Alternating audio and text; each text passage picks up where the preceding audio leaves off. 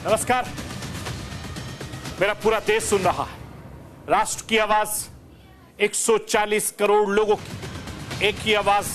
आपके साथ मैं हूं सरफराज। मैं सरफराज सैफी आपको बताना चाहता हूं, बांग्लादेश में हिंसा के बीच तख्ता पलट हो गया है। प्रधानमंत्री शेख हसीना ने पद से इस्तीफा दे दिया है और इस्तीफे के बाद से शेख हसीना ने बांग्लादेश भी छोड़ दिया है। फिलहाल इंडिया में मौजूद है। बांग्लादेश के आर्मी चीफ बकारुल जमान ने अंतरिम सरकार बनाने का ऐलान भी कर दिया है। उन्होंने भीड़ से शांति की अपील की है, लेकिन हालात अभी भी बद से बदतर है। शेख हसीना के देश छोड़ने के बाद प्रदर्शनकारियों ने उनके दफ्तर में पीएम आवास में आग लगा दी है।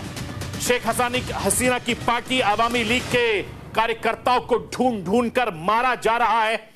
प्रधानमंत्री शेख हसीना के दफ्तर में भी प्रदर्शनकारियों ने कब्जा कर लिया है। इससे पहले रविवार को बांग्लादेश में भयंकर हिंसक प्रदर्शन हुए थे। प्रदर्शनकारी शेख हसीना के इस्तीफे की मांग पर लगातार अड़े हुए थे और इन प्रदर्शनों में अब तक 100 से ज्यादा लोग मारे जा चुके हैं। लेकिन बड़ा सवाल यह है कि आखिर बांग्लादेश में तख्ता पलट की नौबत क्यों आई, कैसे आई? यह आज आपको राष्ट्र की आवाज के जरिए बताने, दिखाने, समझाने की कोशिश करूंगा। शेख हसीना के इस्तीफे और बांग्लादेश छोड़ने के बाद बांग्लादेश में अराजकता के हालात हैं। हजारों नहीं बल्कि लाखों लोग इस समय सड़कों पर हैं। शेख हसीना के दफ्तर पर कब्जा कर लिया है, तोड़फोड़ की जा रही है, कई चीजों को लूटकर भाग गए हैं। बांग्लादेश में इस वक्त हिंदुओं की जान भी खतरे में, कई मंदिरों पर हमले की खबर भी आ रही है। बांग्लादेश के हालात बद से बदतर होते जा रहे हैं। हालात बेकाबू है।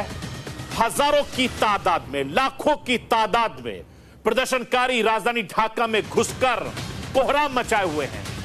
बांग्लादेश की ढाका की सड़कों पर तैनात सेना मार्च करने वालों को रोक नहीं पा रही है। ऐसा सवाल है कि गुस्साए लोगों ने बांग्लादेश के हालात को बहुत ज्यादा खराब कर दिया है।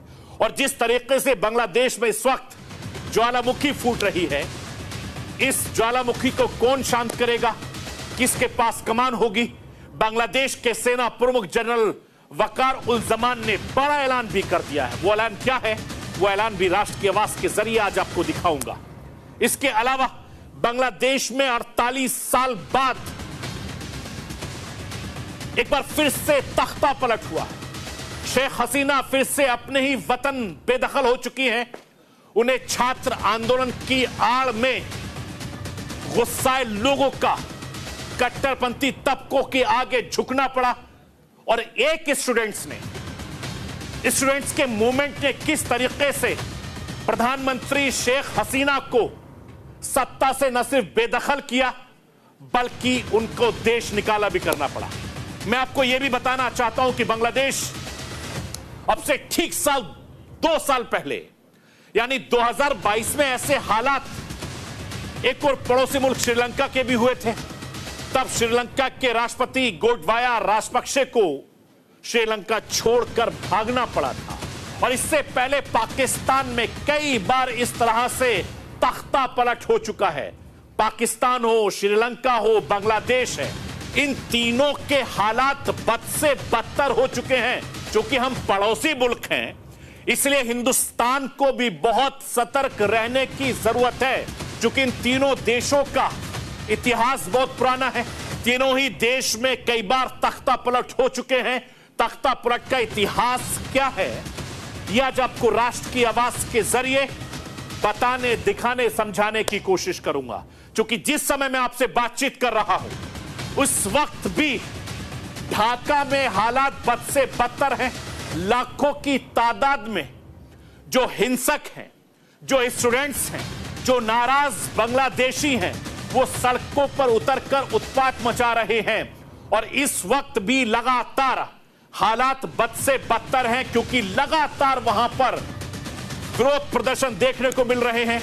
चाहे प्राइम मिनिस्टर का घर हो, होम मिनिस्टर का घर हो, वहां के मंत्री हो, सांसद हो, हर किसी के घर पर धावा बोला जा रहा है, हर कहीं नुकसान पहुंचाया जा रहा है।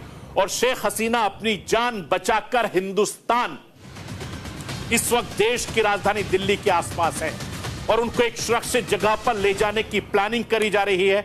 आला कमान बैठक कर रहा है और इस बैठक में हिंदुस्तान के प्रधानमंत्री नरेंद्र मोदी से लेकर गृह मंत्री अमित शाह से लेकर विदेश मंत्री से लेकर एनएसए तब सब इस समय मौजूद हैं और लगातार बातचीत चल रही है, लगातार मंथन चल रहा है कि किस तरीके से पड़ोसी मुल्क पर नजर बनाए रखे और किस तरीके से बॉर्डर की निगरानी की जा सके।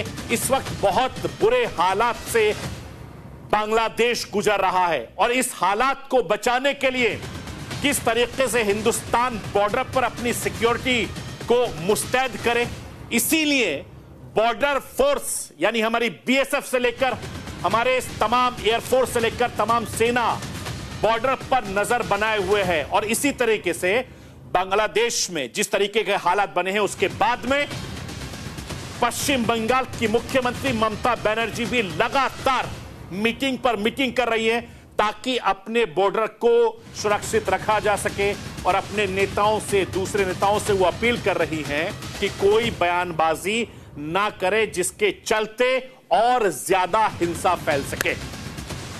मैं अपने हिंदुस्तान के कोने कोने की आवाज को दिल्ली तक पहुंचाता हूं, दिल्ली की आवाज को देश दुनिया के कोने कोने तक पहुंचाता हूं, नेताओं की आवाज को मैं आम लोगों तक पहुंचाता हूं, आम लोगों की आवाज को मैं अपने देश के हुक्मरानों तक पहुंचाता हूं। आपकी आवाज से मिलती है मेरी आवाज और बन जाती है राष्ट्र की आवाज।